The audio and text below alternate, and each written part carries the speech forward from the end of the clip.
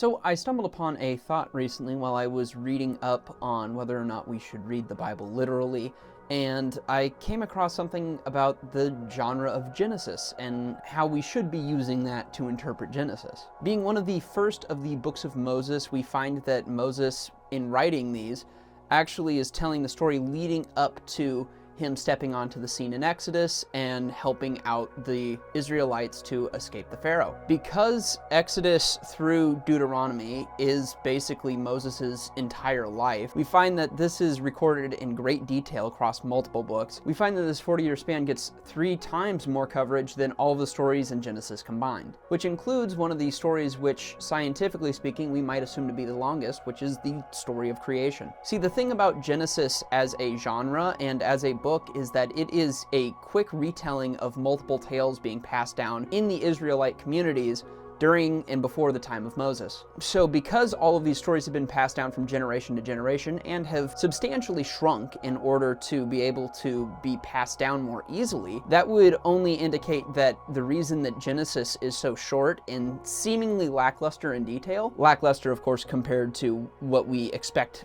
from a scientific perspective. One can then easily just assume that the reason that that creation story is so short is because it is so old. I think the reason this is important is because it kind of helps us to understand why it feels like we're missing details when it comes to how the entire earth was created. Of course, it is also worth pointing out that in all the details we are missing, what we aren't missing is all of the stuff we need to know theologically for the Bible to continue to uphold its message. We don't appear to be missing anything that would be of importance to God, rather we are simply missing the little details for the when and how of creation. But let me know what you think about this. I'm sure there will be a little bit of fundamentalist pushback, just given the nature of the fact that oftentimes people do want to read this book very literally and want to interpret 7 days as exactly 7 days and want to feel that God is being completely literal in all senses, which I really don't want to hold against anyone, because I think certainly this is one of those more questionable instances where we really do have to ask ourselves,